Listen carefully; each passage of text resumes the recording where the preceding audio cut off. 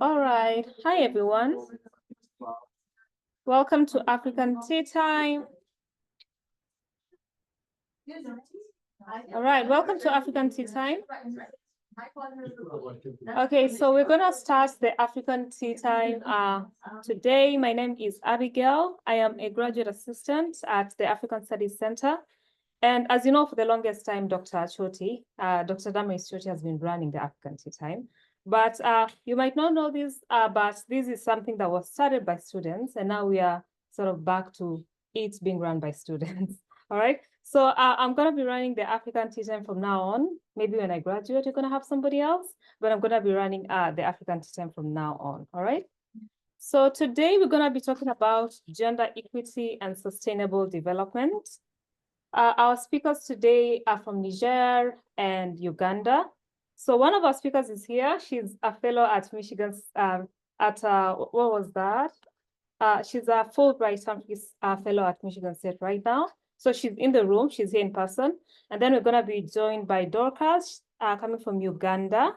I'm not gonna pronounce the second name, so I'm gonna give you a chance to teach us how to say that. And they're gonna be talking about gender equity and sustainable development, all right?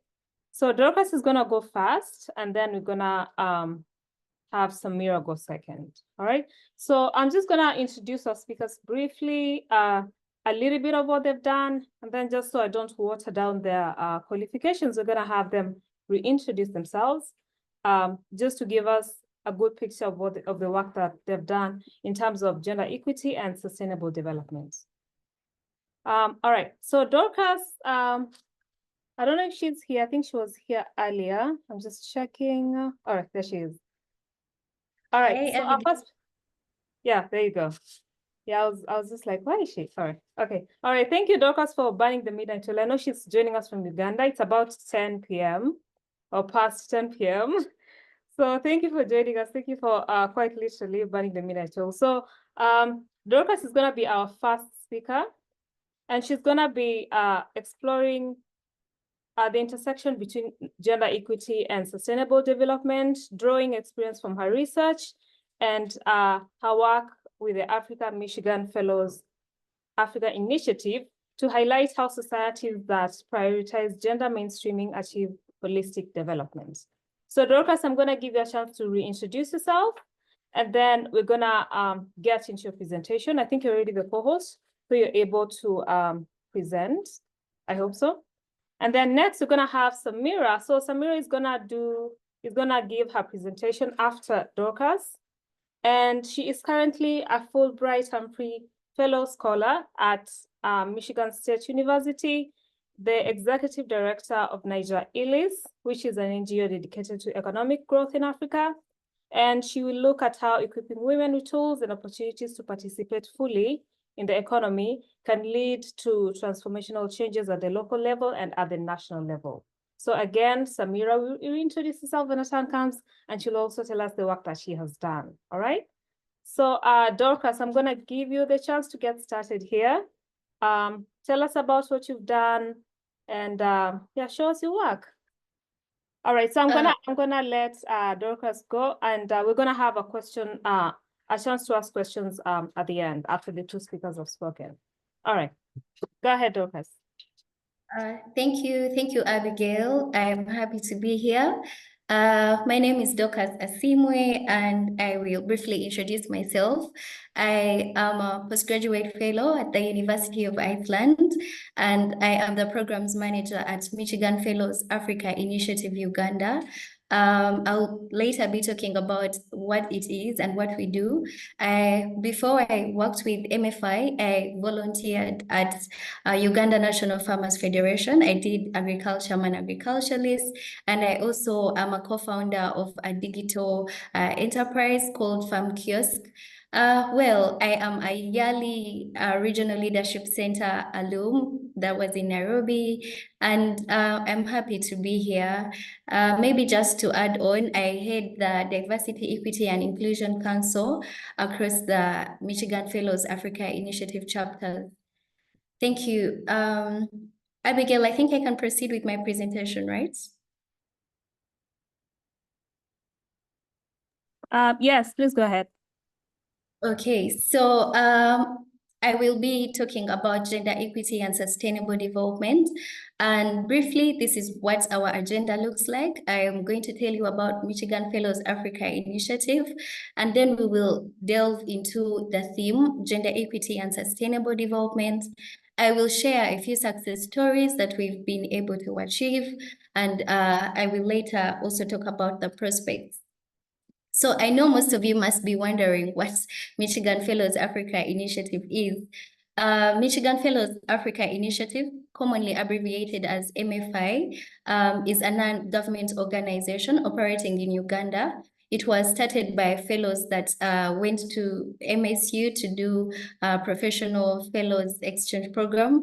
And when they returned, they wanted to share some of their experiences. So this is how it was birthed.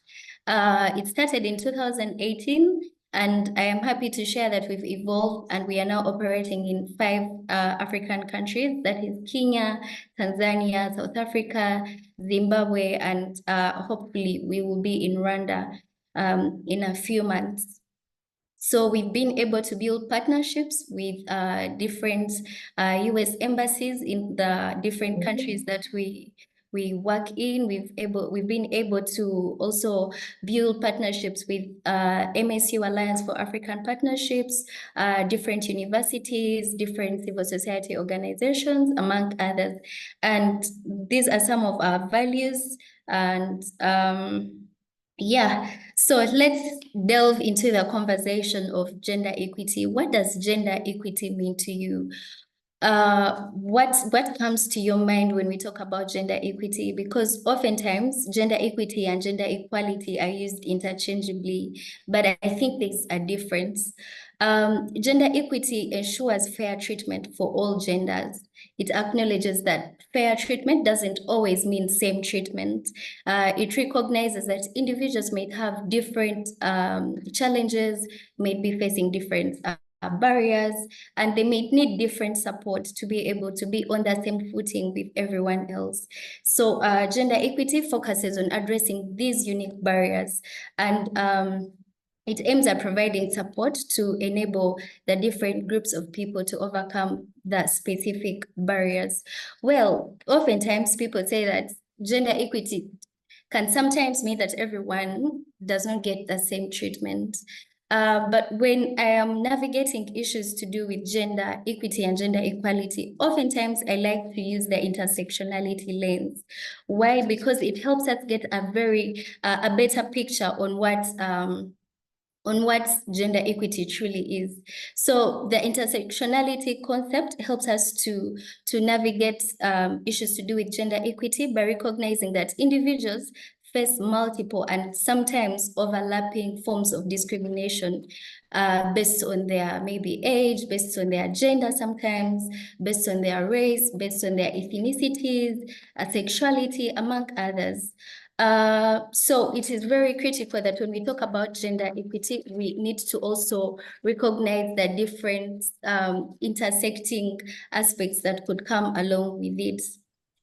So gender equality can sometimes be sameness. Everyone gets equal treatment, but sometimes gender equality can also lead to some inequities. We'll be looking at that as we go on with the presentation. So in a nutshell, intersectionality is key to understanding these complexities and addressing the various layers of discrimination that individuals may face. So yes, we've talked about gender, we've talked about gender equity, but what does gender truly mean to you? When we talk about gender, what comes to your mind, especially when it comes to the definitive and also the descriptive understanding of what gender really is? I can say that in my culture, it is very difficult, or in my language, to find a description or a definitive term for gender. But we are glad that the English language describes gender as, as the roles, behaviors, activities, and expectations that society considers appropriate for men and women, or for, you know, the different genders that people identify with. So I think that gender is not universally experienced or defined, and the concept of gender can vary from one culture to the other, from one language to the other, and also from the different ethnicities. You will find that they understand gender in a way that is influenced by their specific cultural norms or traditions and histories. So we should appreciate the diversity and fluidity of gender experiences across the different societies and cultures. When we talk about sustainable development, of course, like most of us, the first thing that will come to your mind are the sustainable development goals. Well, the UN defines sustainable development as one that meets the needs of the present without compromising the ability of future generations to meet their own needs. And oftentimes, there are common metrics used to assess development. They focus on the country's economy, the average lifespan of its citizens, the average income of individuals, and sometimes these metrics can not give a conclusive understanding of what development truly is, of what sustainable development truly is. So it is key that we look deeper into what sustainable development truly means to be able to understand deeper societal issues. This is where I agree with Amartya Sen's concept of development as freedom. This economy says that that the idea of development goes beyond just markets and economic growth. It looks into the equity of outcomes and distribution of freedoms in the society. So whereas economic expansion is important, it is also key to ensure that people have equitable access to education, to healthcare, to, you know, social protection, among others. So in a nutshell, that is it. So this slide basically looks at some of the gaps that I've highlighted in the previous slide. For us to be able to understand what sustainable development truly is, we need to look beyond the economic metrics being used to determine what sustainable development is. And I am happy that we've achieved integrating the human-centered approach in the new sustainable development goals. And also we need to have a clear understanding of what sustainable development truly is for us to be able to make sure that everyone is enjoying all the opportunities, all the rights that they are supposed to enjoy. Well, this is a map that shows the different developed countries, developing countries, and least developed countries. So if you are to observe really well, there is a correlation between markets, economic growth, investment, social opportunities that exist between the developed countries and the developing countries. So there is often a link between a growing economy and the capacity for that country to invest in social opportunities such as healthcare, education, gender equality initiatives, among others. So, however, I think that economic growth does not automatically lead to equitable and social improvements. So while the correlation exists, it's not always sufficient or conclusive enough to say that, okay, this is what sustainable development truly is, or this is, or we've achieved sustainable development in that particular regard.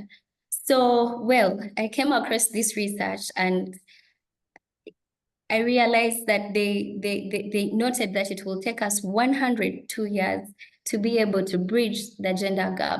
So I think we need to ask ourselves, who defines what gender is? Who defines the gender gaps that exist? Because I'm pretty sure that they vary across cultures, across, you know, geographic locations, and the metrics can sometimes be used to measure some basic standards, but at a given point in research, we need to also include in aspects that vary, things to do with religion, things to do with social norms, traditions, cultures, to be able to understand how we can navigate issues to do with gender equity to be able to achieve sustainable development.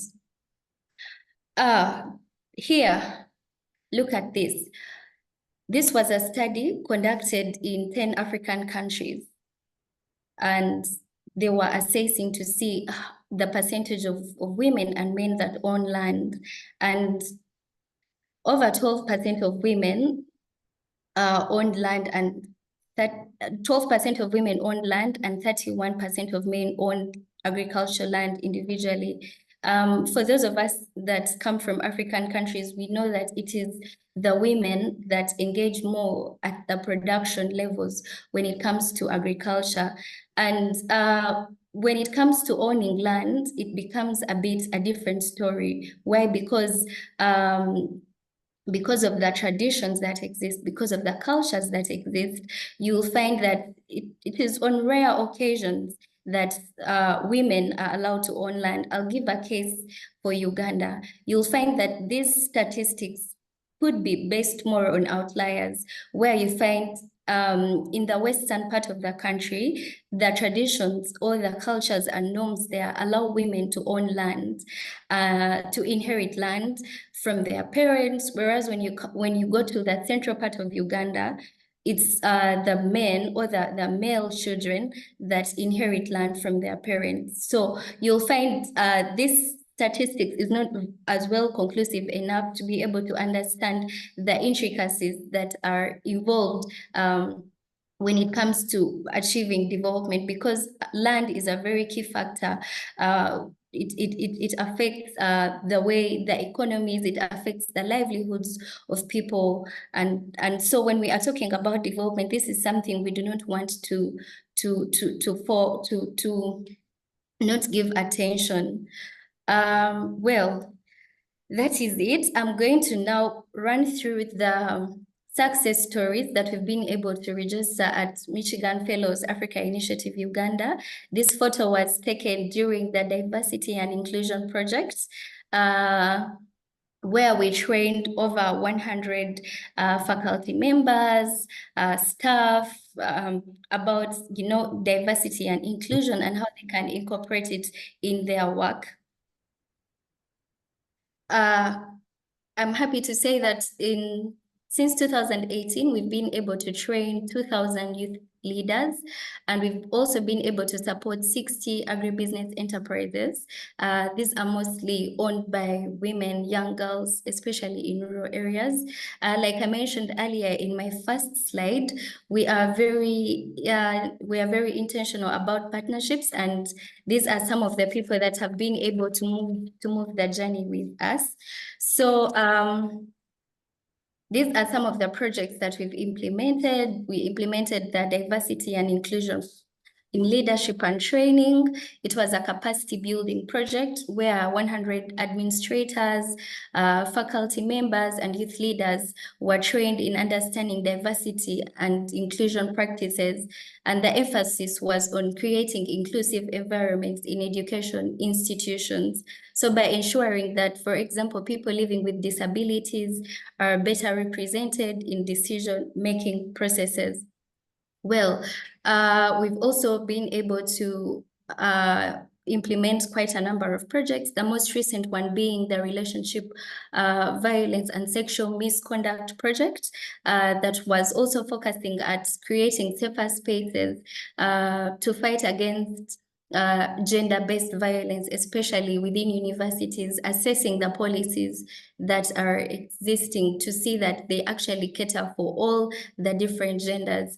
As you know, in Uganda right now, we have a bill that sentences people that do not conform to the genders, such as male, female, man, woman.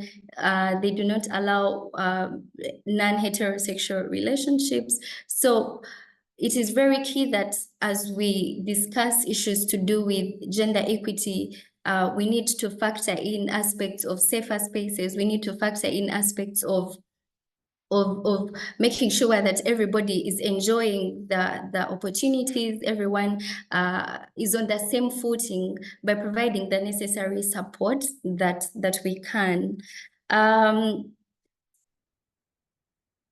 This is one of our alum she graduated from the Pearl of Africa Civic Engagement Academy projects, and she now hosts sessions, fireside chats about reproductive health education and mentorship opportunities for teenage girls in Uganda, particularly in remote areas.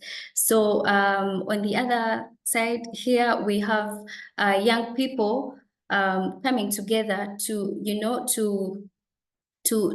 discuss issues that are very pertinent when it comes to gender equity, when it comes to inclusion, when it comes to, getting the right information about their rights and the support services that are available.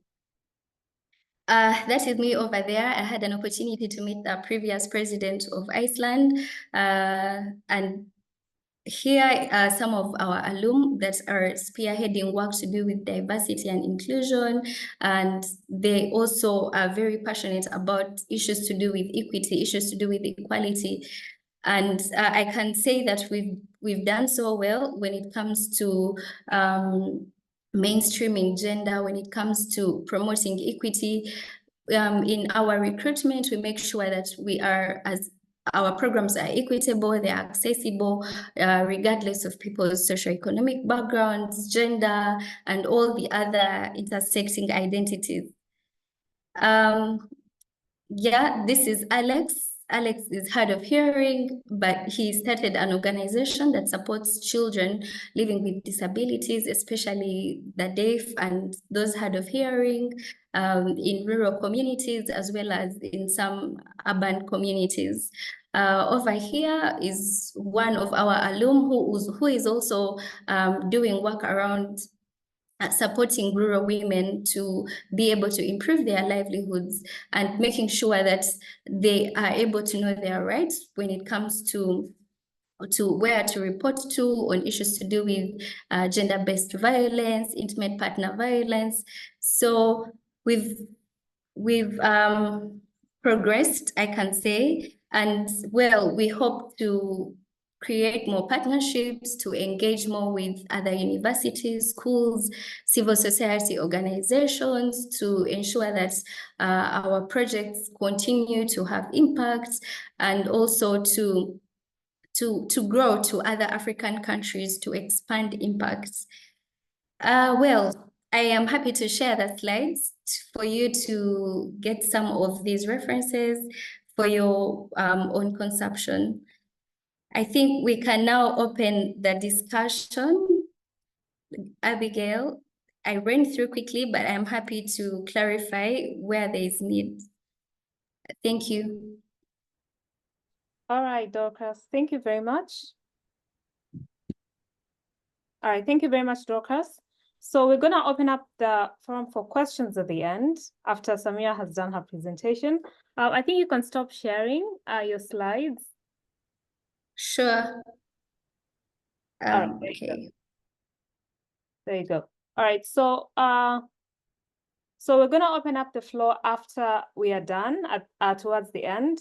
But first, we're going to have Samira do her presentation, and then I'm sure we all have questions. I mean, I want to hear more about, the bill that you guys have that punishes people unless they identify as men or women, because the world is changing, and that is one thing we have to make peace with. And so, this, and you also mentioned that that this idea of gender, the way gender is defined from place to place is very different, right? And Africa, you see, it's a very different place, especially when you talk about issues of LGBTQ. So where does that place Africa? So those are some of the questions we're gonna ask towards the end. But first, I'm gonna have Samira do her presentation, and then we're gonna have a Q&A forum at the end. All right? Okay, welcome, Samira. Samira is right here in person. I don't know. I think it will just show me. Yeah.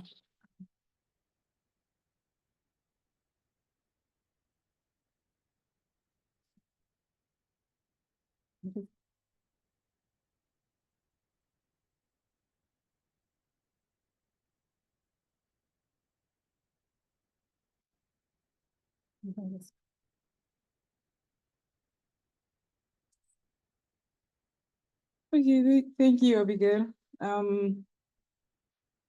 I don't have a presentation. I don't have any PowerPoint.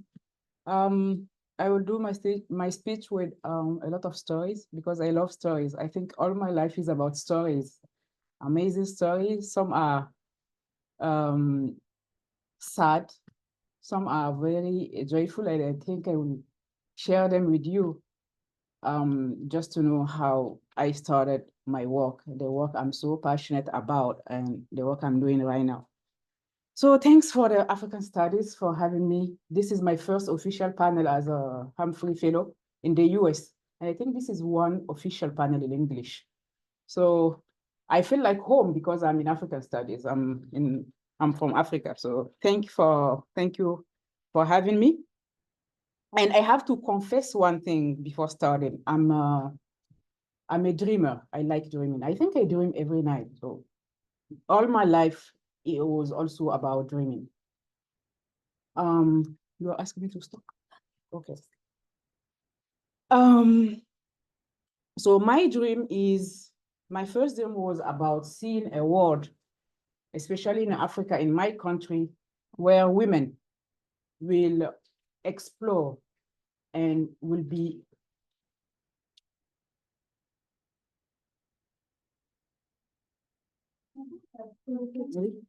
okay. Because I don't know if you are talking to me or you're talking to Okay, so I was saying that I was dreaming about seeing a world where women can fully enjoy their potential and what life has naturally given them. In my country, where I come from, we are facing a lot of social barriers, economic barriers, and it's mostly due to patriarchal and also some misinterpretation about Islamic rules. So first I'm going to introduce myself. So my name is Samira Ousmane. I am graduating mostly in management. I graduated in airline management in 2010 in Ghana, Accra. And then I did another bachelor in project management back to my country in 2011. Then I did a postgraduate management in South Africa. That was an online course. So I mostly studied management. When I came back in 2010 in my country, when I finished with my school in Ghana, I started a fashion house. I started working in airline industry for 2 years. Then I was so passionate about creating my own thing, having my own money, because I grew up in a family where they taught us how to make money from ourselves. So I started a fashion house. If I want to tell you about sustainable development, I have to tell you this story because it's very important to know where I come from. When I started my fashion house, before starting my fashion house, I was working as sales manager in the airline industry. And one day, my boss told me, you have to buy a car because your car was old and you are a sales manager. You have to go and meet people. I said, okay, no problem. He said he's going to help me to get this car. Then he did everything at the bank. I had to go and take a loan at the bank and buy the car. So I went at the bank, I did everything. And when they gave me the money, I didn't buy my car. I went and create my own business because I was having a project. When I was coming from Ghana, I like dressing well, dressing nicely. And when I dress, everyone was like, wow, you look nice. I said, why don't I transform this opportunity in money? So I went and took the loan and I create my fashion house. I didn't buy the car. And I asked my boyfriend then to give me his car for 2 weeks, the new car. So I was going at work with the car of my boyfriend. And my boss thought that he was thinking, wow, you have a nice car, but it was my boyfriend's car. And 1 month later, I told them that I am stopping this work because I'm not feeling good with it. It was I had diplomas in airline management. It was very passionate, but I have another passion and I have to go and make my own money. So I went and created my fashion house. From there, I was having a dream, another dream, like many of the dreams I have. I wanted to create a textile industry in my country because we mostly import from Pakistan, from China, from India, and I wanted to set a textile industry. I went and see all the ministers, even the president at that time, he was okay with that. And then I applied for the yearly program. The yearly is the Mandela Washington Fellowship. For the yearly program is a Young African Leaders Initiative. So it's a program from Barack Obama. Then I got selected. And when I went in Austin for the business in entrepreneurship course, I found amazing things about America. And that is exactly what we are experiencing right now. It's seeing how people give all their best to serve others. While back in my country, I have a lot of women that will just come and say, Samira, we want to be like you. We want to have our own businesses. And I was like, why don't you just create a platform where those women will have somewhere that they can go and ask and be trained to become just like me. And when I saw those centers in Austin, where people are just giving their time to help others to become what they want to do, I went back to my country and I said, okay, we are going to create an organization that helps women to become financially independent. So we created NIGERIELLES. Abigail, by the way, it's NIGERIELLES. I know that you will have the hard time to pronounce it because it's in French. So we created NIGERIELLES. And our main goal is to help women to become financially independent and not to rely on men to give them money to go just to dress or to eat. So during this time, I have, after my fellowship, I have participated also in several fellowships just to help me to settle down Nigeria. I went in training in the US, in Japan, in India, in Europe, and in Africa, in East Africa.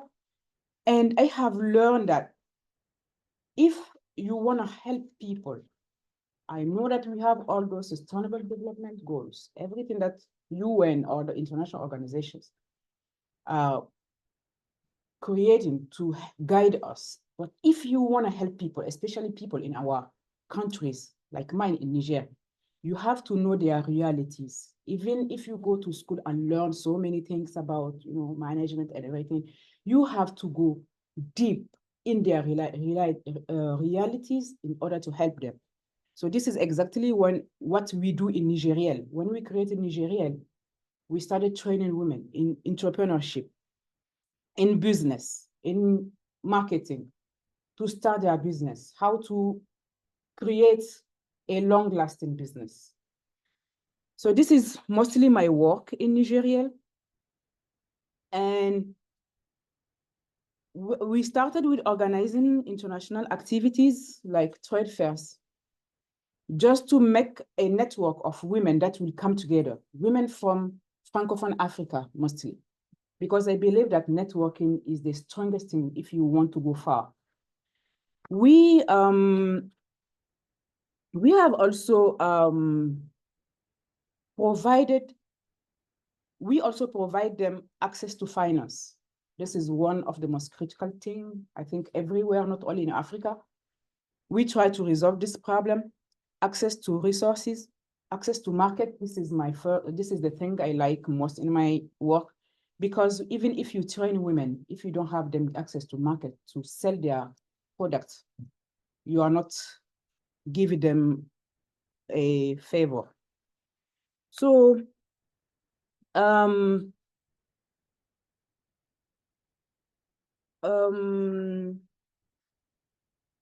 one story that I want to tell again is when we go into rural areas and you see a young girl, a 20 years old young girl, that has divorced or lost her husband.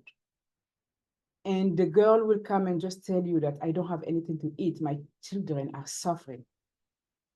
As someone who prone to help women to become financially independent, you have the right and you are forced to help those women.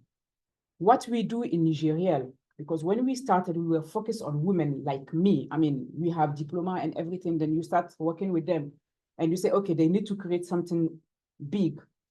But we were missing those people in rural areas where you can go and take them from down to just push them up.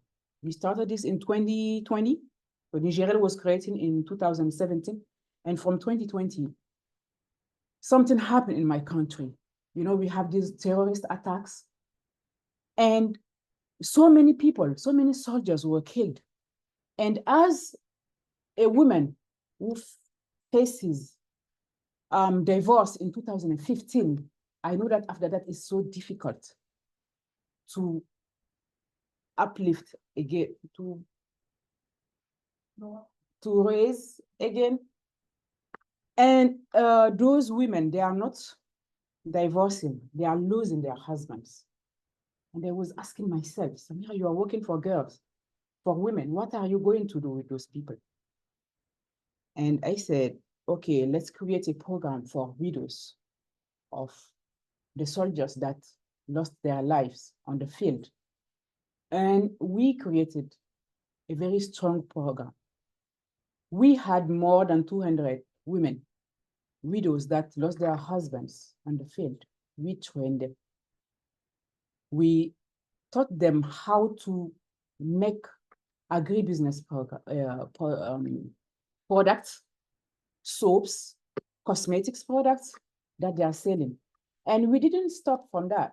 We went to all the ministries and international organizations, grocery stores, to tell the people, if you want to help those women, you have to take their products and buy their products and use their products. And now, if you go in all the grocery stores in my country, you will definitely find at least one product from those women. And those women are today able to send their children in school.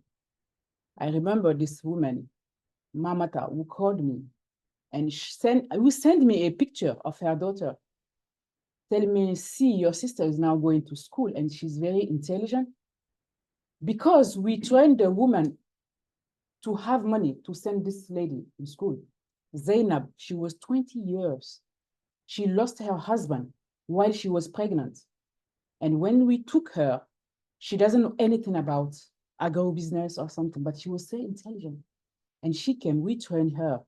We gave her work. And when she gave birth, she came back and she said, I want to go to school because they have at least finish high school.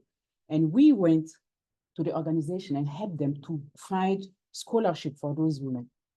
They were 3, we helped them. And today I'm so happy to see Zainab on social media posting about what she's doing. So for me, sustainable development, everything we are talking about, it's about how you are going to take someone that has lost all the hope and help this person build his life.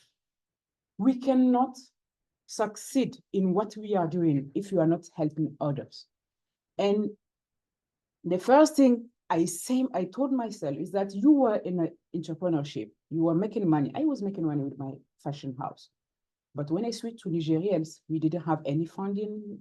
I didn't have any salary for maybe 2 years. But the smile I see on the faces of the women, I mean, it's more than millions for me. And sometimes we make fun with the videos. When we started the project, they were sad. And at the end, we organized trade fair and they were smiling, happy. And those women are going to contribute and they are contributing to the economy of my country.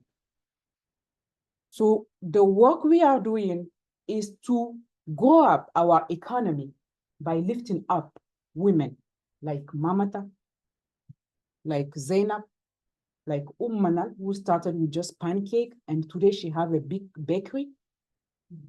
And we are happy to see that. If you want this one, the sustainable development to last, we have to start with a little bit of hope and make it bigger. And that is what I'm doing every day, and I'm so happy about it. Do I have time, Abigail? I think I have a lot of stories to say, but I will, okay, I'll just skip because I have. So the challenges, because all this work, of course we had challenges. When we started, we didn't have resources, but people trust us, and this is really a blessing from God. People trusted us. They say, you are a young organization, we are going to help you, and we got a lot of partnership. First, the women trust us, because usually when you start this kind of thing, people are, oh, it's just an organization of women, they are not going to help us, it's just maybe to make money, but they trust us, and they come a lot in our organization because they want to learn something. So we are, as I told you, we are in a patriarchal society, and you know the traditional role of women, we have to take care of household, domestic responsibilities. We are not into the leadership and economic. This is for men. And I think even here in America, we can see it. It's everywhere.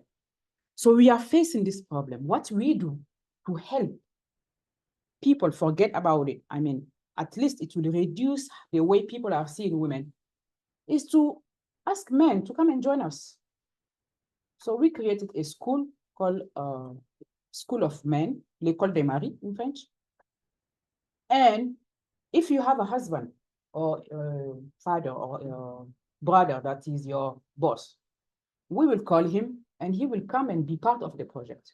You don't want her to be a part of the project, come and sit. You will see what we are doing.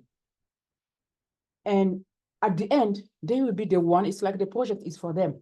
They will be the one excited about helping us. So if you want to get rid of this traditional role of women, they have to come back home and cook. You have to serve me everything. We have to ask men to come and join us. Then we can work together. So we did it and it was working. Today, some men, when I see them on social media, they are sharing they are doing the communication of their wife's business. But this is something that you will not see like 5-10 years ago. But now that we call them, they respond and they are helping us. And the most difficult thing in my country is the limited access to education and skill training. I grew up in a family, my father has 2 wives. The first one, so my mom is the second one, the first one, she didn't go to school.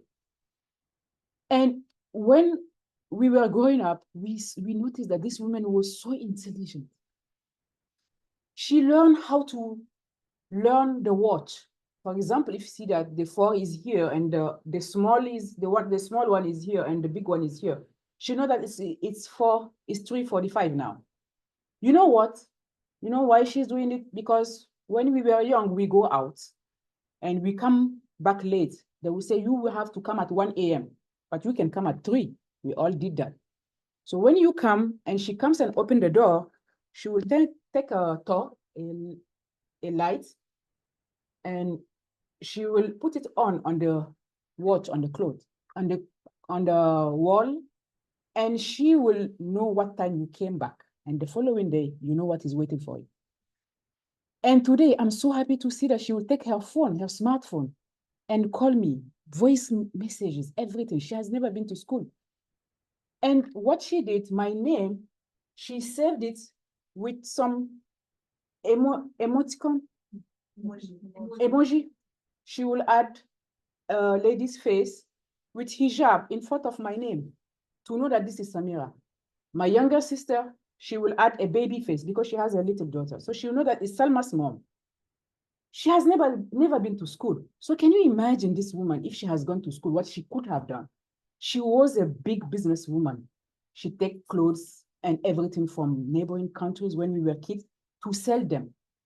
But she was limited to what she's doing. Comparing to my mom that went to school and was working in a bank, she could have become maybe a very famous and big businesswoman. if life has given her the chance to go to school and learn more things that she will come and put in her business. So in my country, we have a lot of limited access to education. And in Nigeria, the first thing we do is to teach women how to do business, how to gain more skill, communication skill, financial, how to manage money. Because it's very important for them, for their business to become successful. And the last thing I will talk about is access to finance. Abigail, I think I will stop that, because if you give me the floor, I will. Okay, I can speak for you. Okay, so the access to finance, women are known to pay back their loans, but in most of African countries, I think everywhere, women have hard time to get loan. It's not easy. And we have worked with more than 7 banks in my country where we signed partnership, and we were guarantee of those women, and they can have 5,000, 10,000, 12,000 or 20,000 loan to start or to improve their businesses.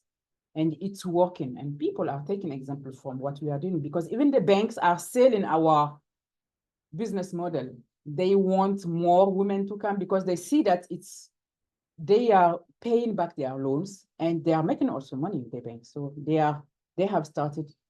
But the thing is that women don't have access to land, and most of the time bank ask for land, the papers of land to give them as a guarantee. So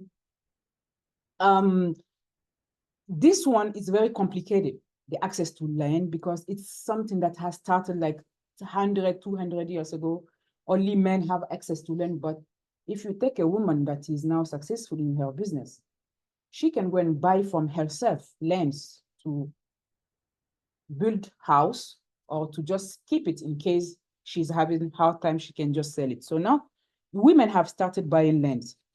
And so for the access to finance, the solution also that we found is to create a small bank in our organization. And every month, women will come and put money, $5, $10, depending on what you insert into the small bank. The money will turn. Today, Hajer needs 10,000. Do we have 10,000? Yeah, we do. Hajer, take the 10,000, but you have to bring it back in like 2 months or 3 months. Then next time we will give to Siri. So the money turns, and it's working a lot. Even in villages, that's the most, and they don't have to go to the bank to ask for a loan. They have their own money. So every month, if you give $5 or $10, imagine in 1 year, the amount of money can be 100, 200 women in one organization. So we have another challenge is the lack of representation in decision-making table. This is killing our country. In 42 ministers, you'll find only 5 women. They will call you and say that we have a meeting for women. You will come and you'll find just 2 women, and all of them are men, and there's no you. And they will say we come and speak on behalf of women, which is not true. So women have to work on their leadership skills, how to become confident. And in the political field, for example, we have never had a prime minister or president women. We are working on it. They know why they are laughing. We have also the legal and institutional gaps that do not support women's equal access to land, to finance, to education. We are also working on it. We worked on women businesses not to pay taxes for 2 years, and it has been adopted in my country last year. We don't know if on the field women are still complaining because they say that it's not true. They still pay, but at least we tried, and it has been signed and adopted. So now the implementation is another problem. So for me, policy reforms, the creation of gender-sensitive policies that ensure equal access to education is very important. We have to start there. With the formal government, we have worked a lot. You know that in my country last year, we have a coup d'etat, and the formal government was very open to the women economic empowerment, the youth education, everything related to that. We will restart the work, but it has to be something that will start with the government, because we are a small organization. We will do our best, but the final words depend on the people that govern us. We have to invest in education and skills. I think this is the most important part. Women don't go to school. I think only 19% of young girls go to school, and they stop at the age of 15, 16 because their parents don't have money to continue paying for their education, or they have to come back and get married. When you get married, you are fully in charge of your husband. This is a very good business for Islamic countries like mine. So people are giving their kids to men that will abuse them, because if all of your life is on one person, I think he can do whatever he wants with you. And also the cultural norms. This is something people are fighting us. And they say, you are wearing hijab, you think you are a good Muslim, but you are not, because you are fighting what God has said. I said, God has never said that. We have to go back to the Quran, our Islamic book. For my case, for my country's case, I remember last month in July, I had a presentation in Kansas University, and they show how the social and Islamic rules impact the economic empowerment of women. And people at the end, they were like, I never knew that Muslim women have rights, because Muslim men don't want people to know that Muslim women have rights. Because if every Muslim woman knows about her rights, believe me, Muslim women will be the most powerful women in the world. I believe in that, because Quran has given us everything to be powerful. Remember our Prophet's wife, Khadija. She was the most powerful woman of her era, a very big businesswoman. She even employed her husband, which is the Prophet. She has made a lot of money. If she was at this time, she would be like a billionaire, more than maybe Jeff Bezos or Elon Musk. And she was a woman. We have to take example on her, and we have rights. And if we adopt these rights, I think they will be the more sustainable development goals, targets that we will quickly achieve. So we have to go back to our Abigail, I'm going to stop that because I know that people have. She said, keep going.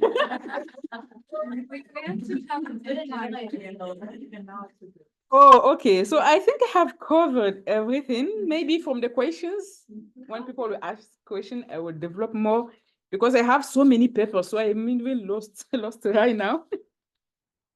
Yeah, I think I will stop that. And then from the questions, I will answer. Thank you. Okay. All right. Thank you very much, Samira. But I was getting hooked a little bit there. Samira is quite the orator. She was. Yeah, thank you for sharing very personal stories as well, about your mother, and about your country, the work you've done, sustainable development at the personal level. So we've seen a lot of that in your work. So now I'm going to open up the floor to questions. So if you have questions and you're online, you can post your questions in the chat. And we have quite a good number here. So feel free to ask questions as well. All right. So I'm going to start with my question. So we have a few men here, and there is this idea of sustainable development and women empowerment, gender equity. And for the past couple of years, it's been so, I don't want to use this term, but for lack of a better word, it's been so emphasized on women development. You never hear, there are like these organizations to support, sort of women, advancing their careers, getting to STEM, stuff like that. So where does that leave the boy child, really? Because there's also this thing where, the men feel like they're being left behind. But you see there's a rise like in suicide cases among the men because they feel like they're being left behind. So how do you create a good balance? So empower the women, yes, but what about the men? Yeah. So how do you create that balance? Especially, yeah. So if anybody can answer, but our speakers, Dorcas, if you're still there, and Samira, you can take that up. I don't know if she wants to answer. Okay, so Dorcas, if you want to answer, you can go. Samira. Okay, so I'm gonna have Samira go, and then we're gonna take it from there. Thank you, Abigail, for this very good question. I just talked about the School of Men, l'École des Maris. In my country, when you have a husband, you have to ask him for everything, for permission to go out, for permission to not to eat, but for I mean everything. So what we do, we empower women because we think that women do not have this, they do not have the power, they do not have the voice to claim their power. So we have to train them how to claim their power. Men have already this power over women. And you can see in houses like mine where I grew up, my younger brother will eat and leave his plate on the table. And they will ask me, Samira, take Aziz or Yasin's plates, because they think that it's my job to do that. And he will be looking at me and he will be powerful. For him, it's normal. This is how the society has been designed. And when he will get married, he will go and do the same thing, even worse to the husband, to the wife, because he will say that I'm the boss. And the woman will come and say that I'm inferior to you. I have to serve you. So we have to give the power to let them know that they have power. Men, we have to ask them to come and see that we are working not only for you, for your wives, but also for yourself, because when the woman will have at least something that she will not depend on you, it will help you.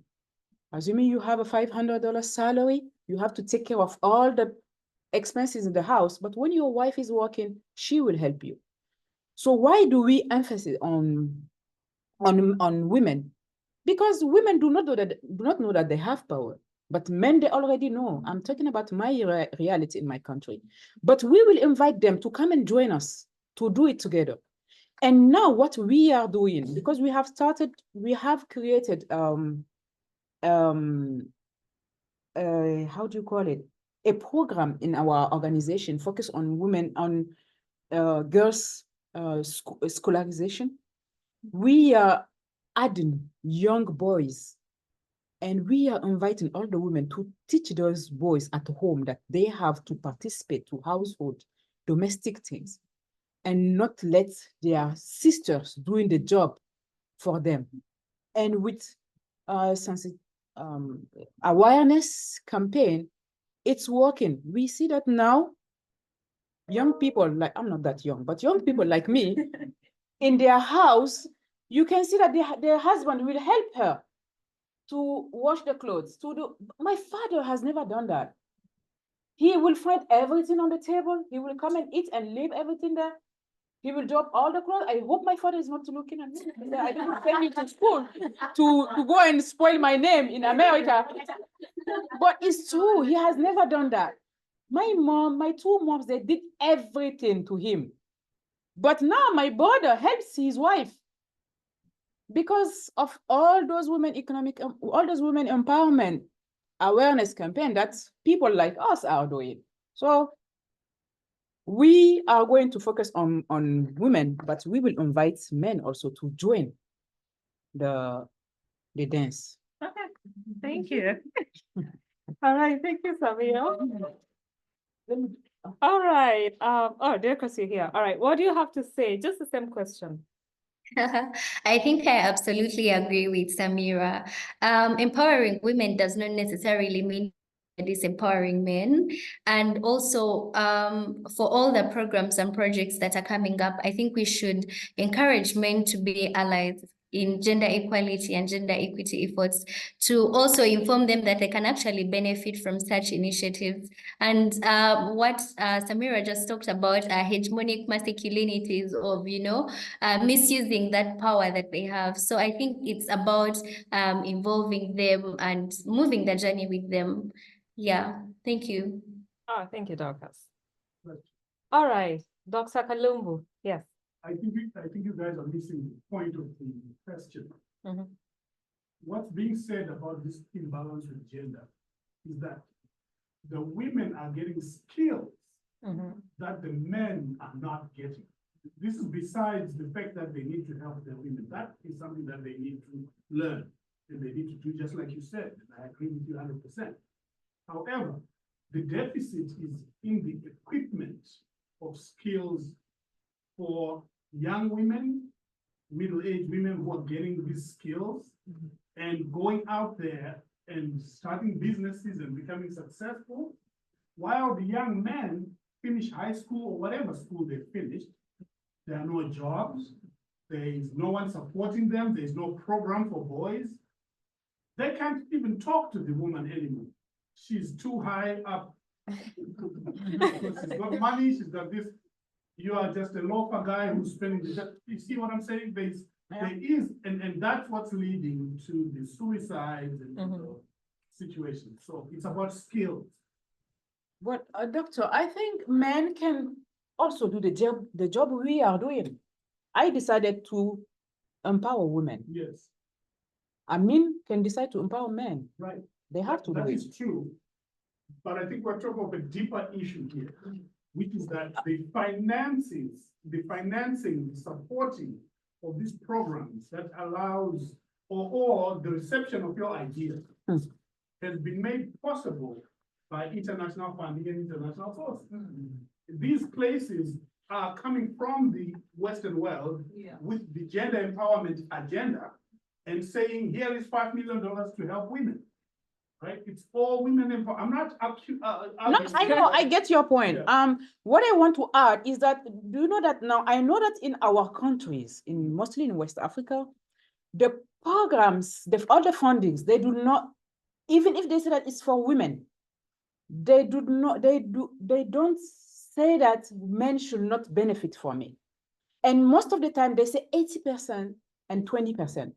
You have to, at least if you have 100 women, if you have 100 beneficiaries, you have to have 80 women and 20 men. Now the programs have been designed, and what I was telling you about the L'École des Maris, it's financed by CARE International, and CARE is so much on this detail. We have to bring men to help us doing this, and also they have to get the skills in order to help the women. I think we are saying the same. Yeah. The only thing that needs to be recognized is that it's a reality that the men are being left behind. That's true. May I also comment? Yeah. It could be a reality if both men and women were on the same, by default, on the same level. Unfortunately, we are far away from being on the same level by just taking this birth and appearing on this earth. Okay. Because in each and every country, I'm not from Africa, but I'm from Eastern Europe, we have the same situation. When I am born, are not expected to go, for example, for mathematics or physics. Even still, 100 years ago, only 100 years ago, in some countries, women were allowed to vote. Only 100 years ago, the vehicles appeared like almost 200 years ago. So basically, those money you mentioned, all those programs you mentioned, can't even fulfill the gap which we have right now, unfortunately. We can. You're right, but if I may say this, the gap exists in things that the boys can't do anything about. All the advantages that you say the boys have don't even help them get ahead. I'm talking about, you see, if the boys are leaving you to pick up the plates after they eat and all this, that's a problem, right? But that advantage is not going to get them a job tomorrow. This is what I'm trying to say. Yeah. But doctor. Let's go back to the skills. Skills. I want to come.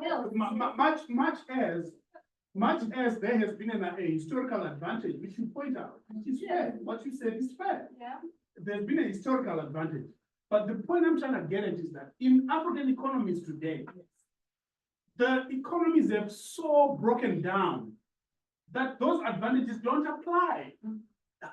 You may have this or may have that as a man, but if you don't have the entrepreneurial skills, that's where the money is now in Africa. That's where people are going to get empowered by starting their own small businesses and making money. If you don't have access to that or an education or somebody prodding you towards that direction, you are going to become less than the woman. I don't think so, doctor, because you know what?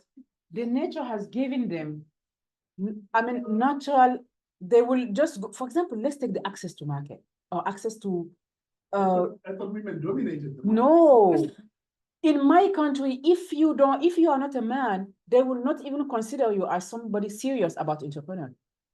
For example, if you go in the ministry, they will say, oh, what do you need to do with this? But if it is a man, they will automatically give him the contract. He will sign millions, even if he doesn't have those skills you are talking about. So it's natural. He's a man, look, he has to get it. But the woman, she will have all the skills needed. She will not get it. So this is the gap we are trying to fill. Okay, Hajar. Okay. I want to be honest about the skills, please. So as a Northern African from Algeria and working in youth skills development, and we give opportunities for women and males. The sad story is the male, they are not interested. They don't need to, they think they are already there. Yeah.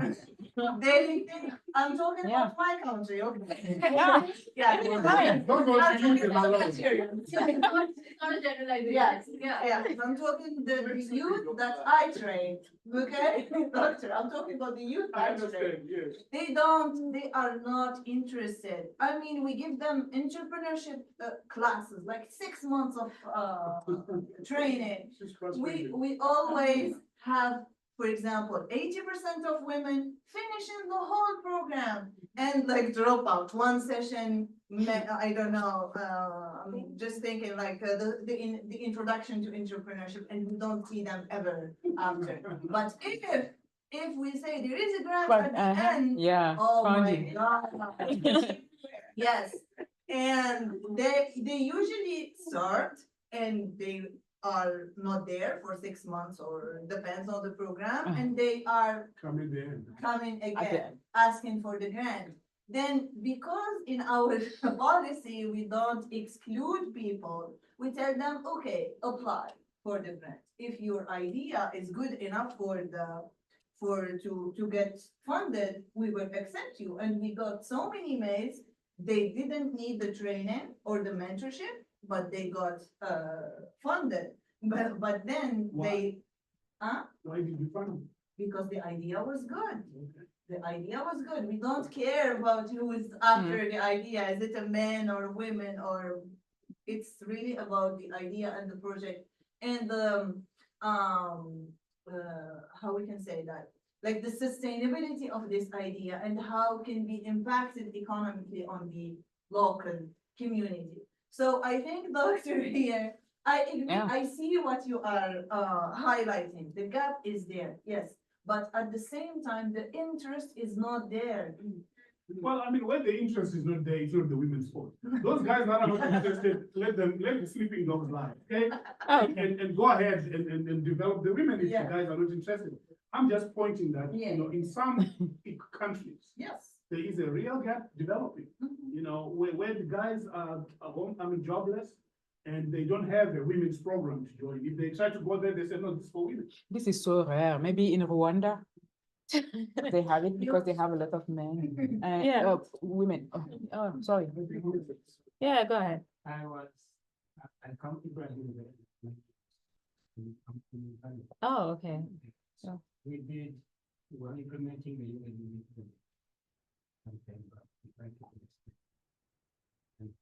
80% women, 10% women. But I think when you train women, and then they have to go back, and then make it happen. In many cases, I think it would be washing clothes and they put it in the dust.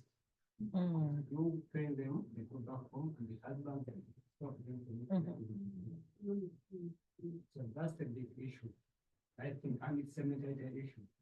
I think when you train men, because you think they're empowered enough. So when you train them to view women as empowered as well, I think that's where that's the only way you can solve the problem. But if you want to elevate women, and then men will see it as a competition. And when you view it as a competition, that means they're going to fight back.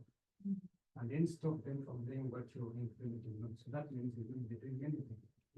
So, but if you say women, let's train them and tell them, you know what, women are also human beings, they are doing this, they have to go to school, they have knowledge, they can do this and this. That means they're going to receive them with good hands.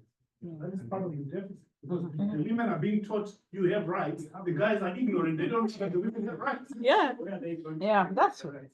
Okay. Doctor. Yes, thank you so much for the presenters and the contributions.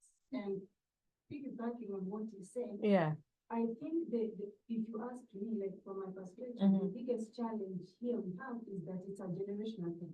If we're talking about women being empowered now, let's say it's a married woman, the challenge is going to be what you said. But now, let's say Samira is training the youth, I mean, maybe the younger generation, you know, young, not youth, but maybe married women, but younger, starting life. You're bringing their husbands to be part of the program.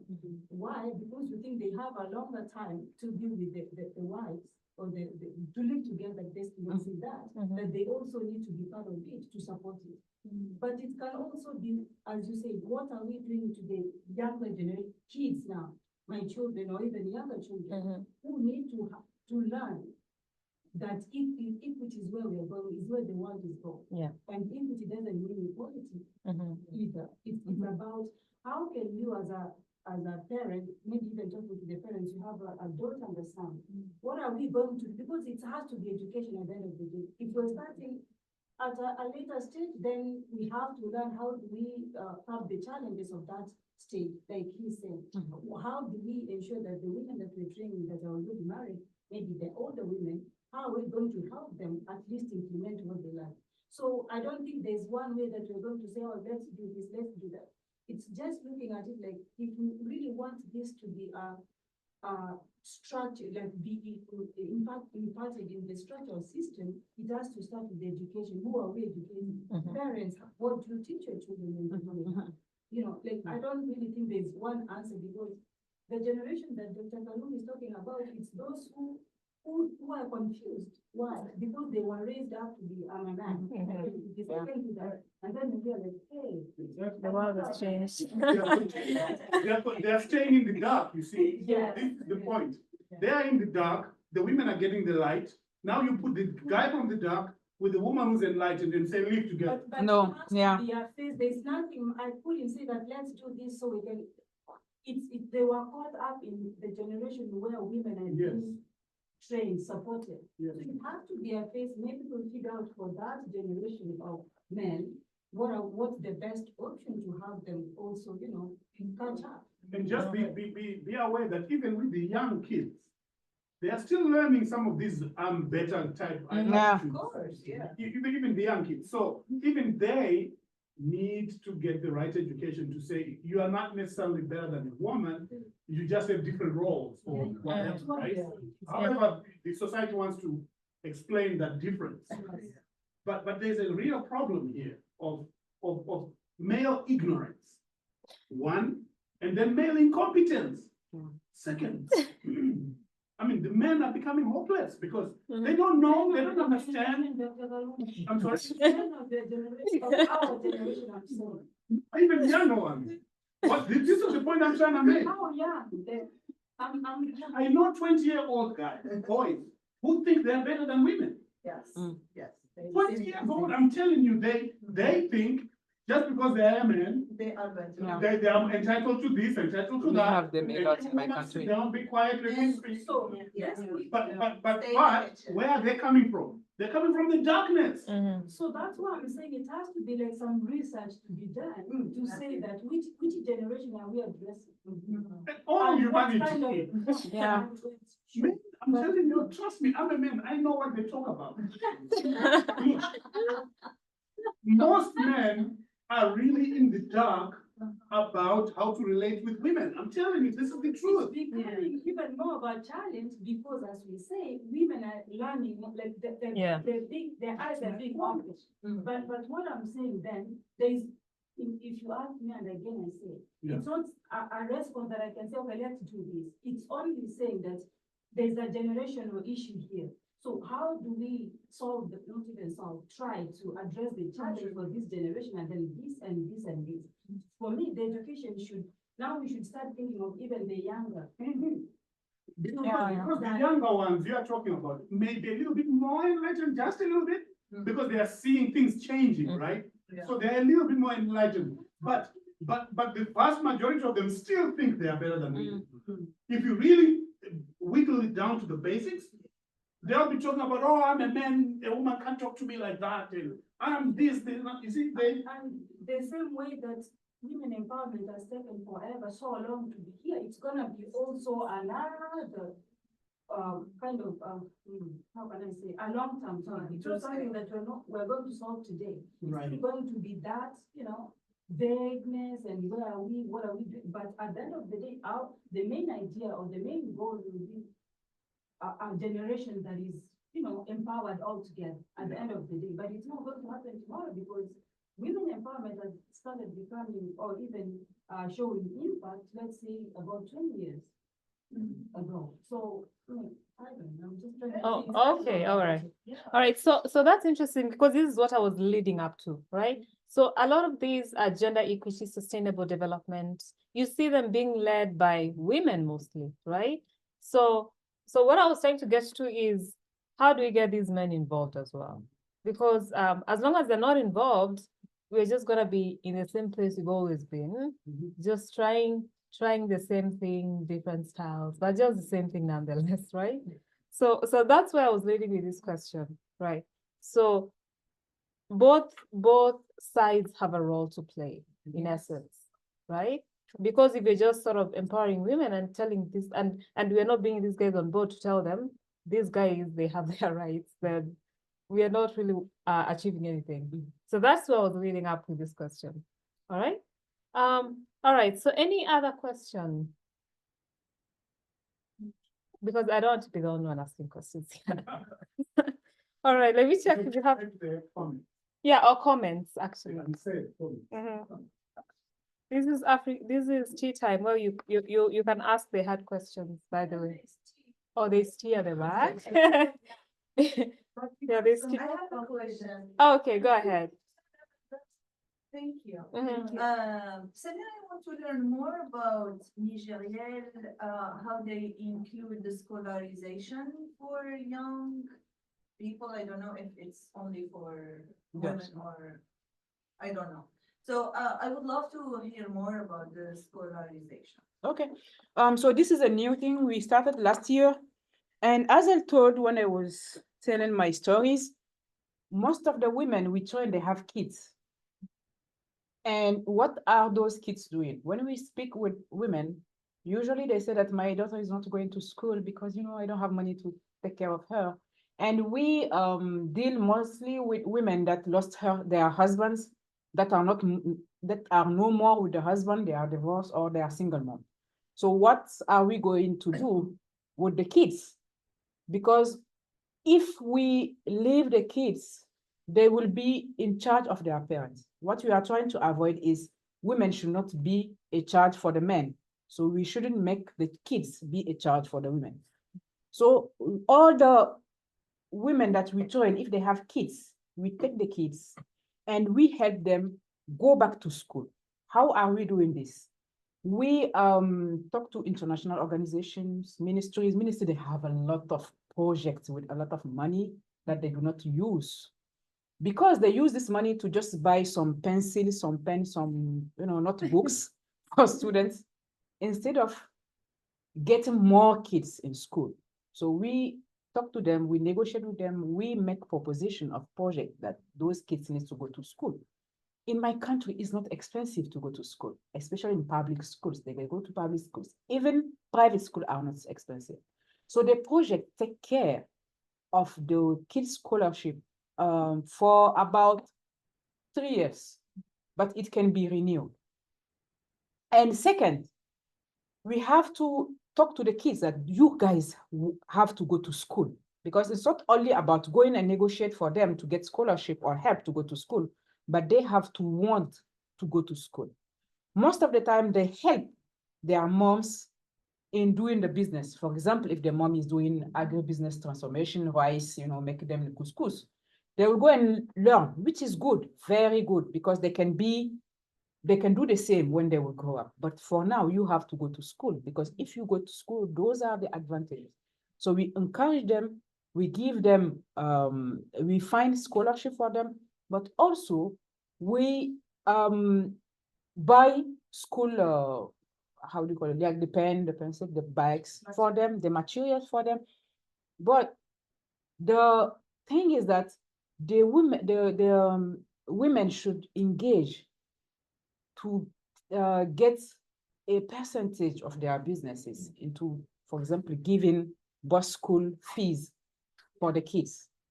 So if you gain, for example, 10,000 CFA in a week, at least 1,000 CFA should go to your kid to take, because they will walk to go and they will say it's too far, it's too difficult. So you have to do it.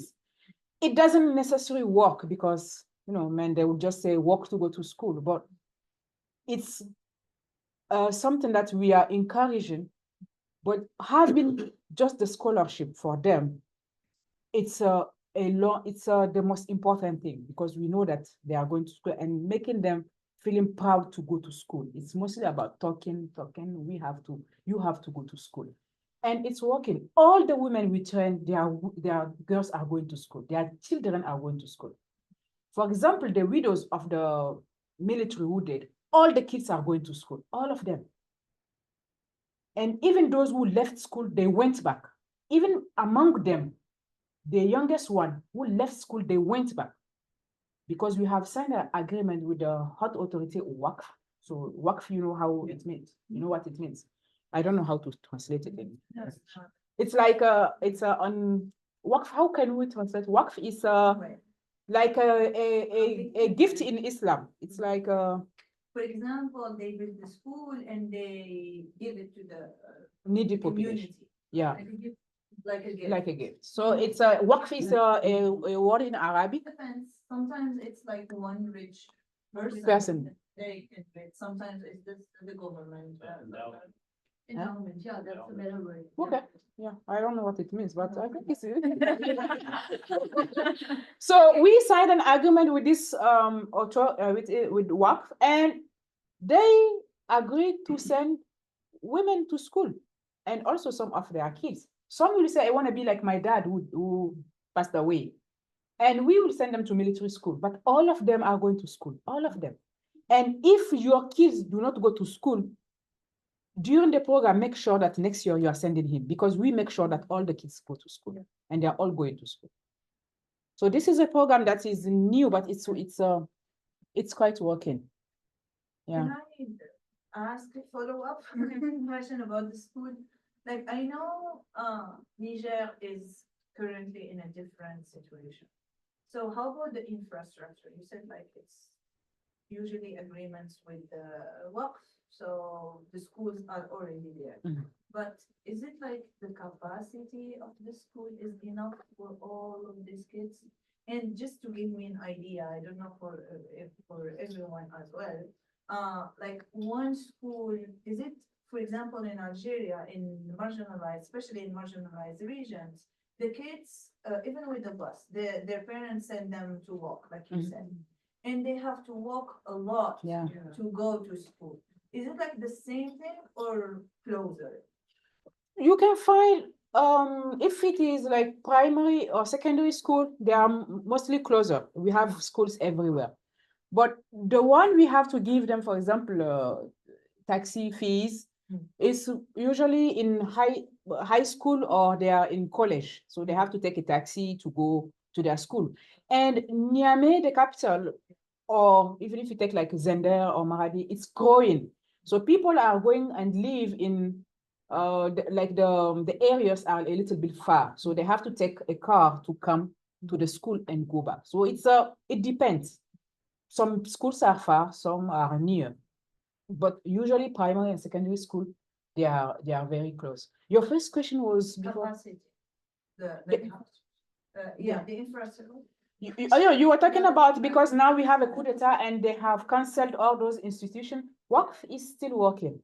And as soon as they get the new boss, they sent us a letter, because they know that we are working together. So they sent us a letter. They said, we have to meet and see how we can continue our project.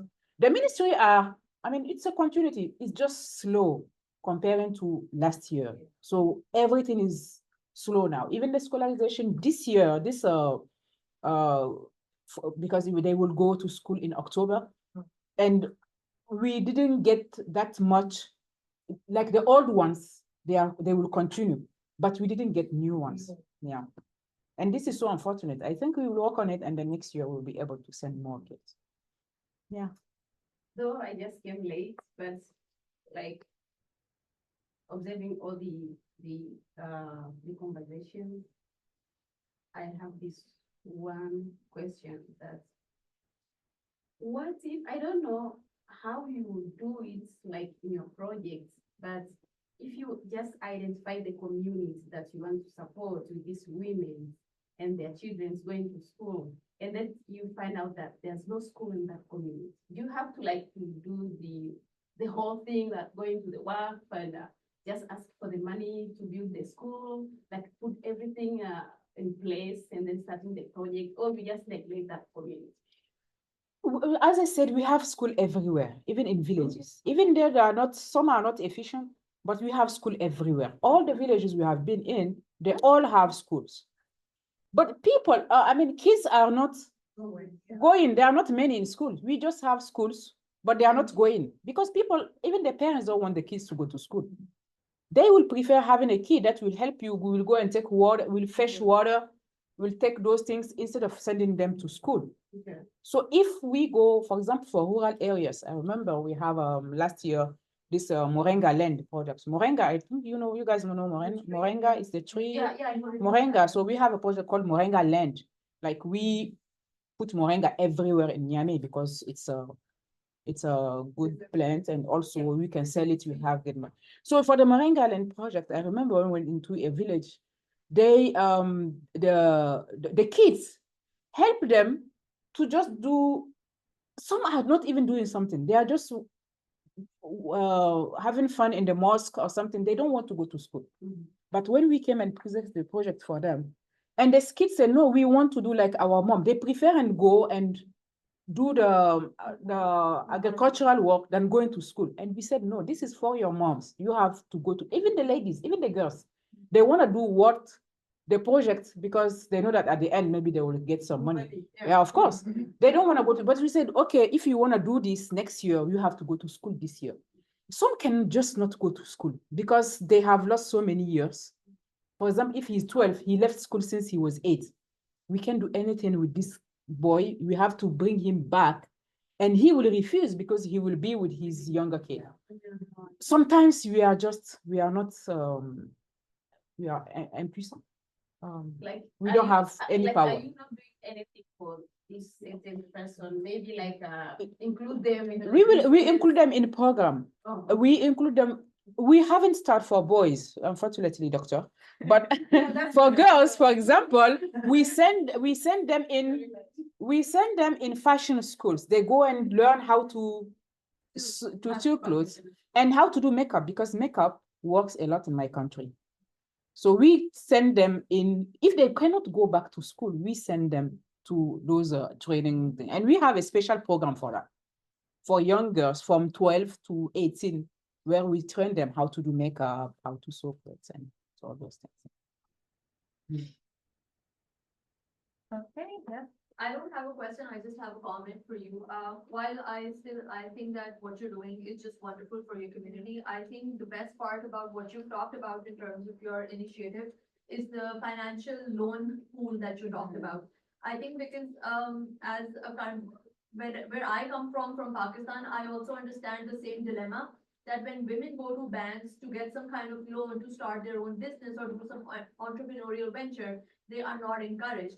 And then the general question that banks also ask them is that how are you going to pay back this money? Because they have a lot of stipulations attached to it. But what you said was really interesting that, even we're really further away, like geographically, but the mindset is still the same. That, when a man comes in, there are not a lot of questions asked, of course. So I think it's also, when we were talking about the fact that education, I think this lady, she mentioned about education. I think it's also important to talk about the fact that this is not just an education which will start from school or colleges, because education is also cultural based. So a lot of, I think, perceptions and the way where you're talking about, the man in the household, how his role is and how women are expected to contribute more, and the man has, no liabilities because he's earning the money and that's about it for him. So I think in terms of adding to that, I think education, formal education is not the only solution. Yeah. I think this cultural mindset of having this patriarchal society or this inherent sexism to some level, I think that also has to start from a home. And I think, of course, that is really important, but I still think what you've done financially, I think it's just awesome. And I really, amongst other things that you've done, I think this is the one that really stands out for me. Yeah, and it's for all the cooperatives. You have to get this small bank into your you can be 20, 30, 40, or even 100, but you are forced to have it because you have to put money. And also, if you do not contribute, as a human being, if you do not contribute in something, you will feel like, oh, I don't care about this, so I can do whatever I want. But if you contribute, that at the end of the month, I have to make sure that my $5 or $10 are inside. I will do everything to take care of this. Yeah. So they contribute and they take back their own money. And you have to reimburse because others also need it. So, yeah. Yeah. And I think it's everywhere in my country. All the organizations are doing this. They need to make sure that they have a small bank that's it. Our organization as an association, we have it. And we contribute. I mean, as the organization, we contribute more than women. And all the women, because they gather every month, once every month, they have to add money in. If you miss 1 month, then the next month you will catch up.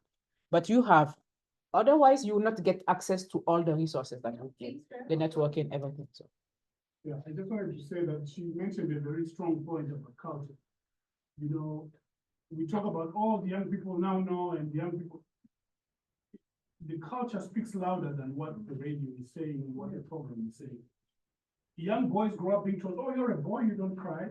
Yeah. Or that, and that's what leads to the suicide, because all the emotions are built inside. Strong boys don't cry. Yeah. That is very. You're crying like a girl, you're stupid. Yeah. Like a girl. Yeah. Or they're told, hey, what are you doing in the kitchen? You're a man.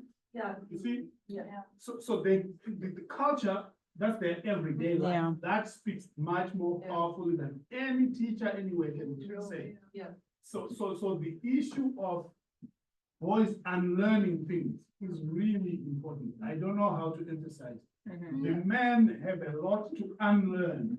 That's it. So that they can really catch up with what's going on. Because the women are not going to stop learning. Yeah. They're not going to stop knowing.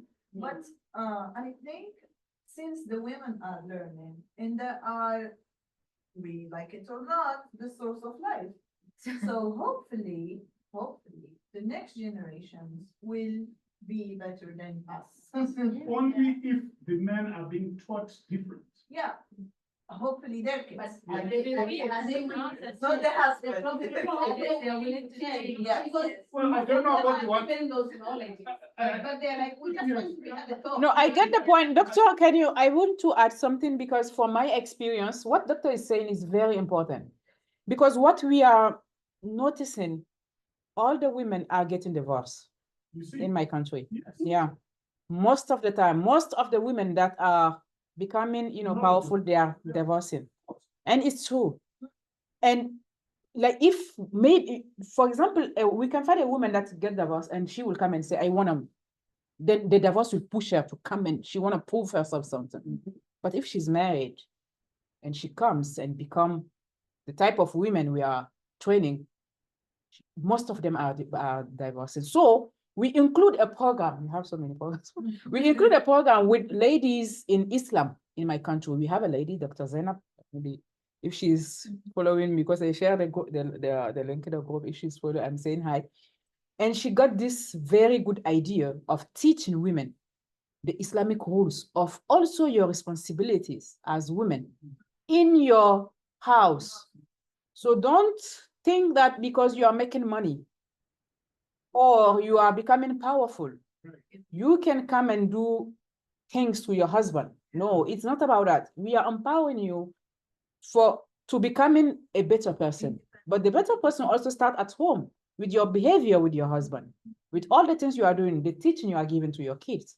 So we are taking it into the Islamic rules because this is what works in my country. If you are talking about religion, everyone will follow. So we are teaching women how to behave in their while having money. You have to know how also to behave towards your husband. Quickly add to this for like a second. I agree with what you're saying because a lot of DEI projects that are working even globally, all of them are driven towards women. So there's now a lot of I think, let's say, not criticism, that's slightly a negative connotation, but a lot of feedback on the sense that it's also become a joke because I'm in the HR sector. So from the HR professional, there's a lot of feedback from the men also saying that, even when you're hiring in the workforce, there are a lot of diversity quotas for women only. So men are feeling left behind. So what you're saying, I kind of resonate with that as well, because that is a challenge that even though Pakistan is still has a lot to do in the terms of DEI, but this is a challenge that we are also facing. There's a lot of talk and debate around the fact that, you have diversity quotas and all of them are geared towards women. Right. What about the men? So I think what you're saying also has of course, it has a lot of weight in it. And of course, I think that something or the other also being a woman, I still think that it needs to be also considered and taken into account. Amongst other things as well, but something also needs to be done about the fact that there is a growing, Yeah, but still in the world of money, investment, banking, full of men. Yeah. In the world of government, each and every country. Yeah, like full it's of not men. about representation only. I agree with what you're saying, but of course, because like you started talking about the fact, because as women, we have been left far behind and we have a lot to catch up with.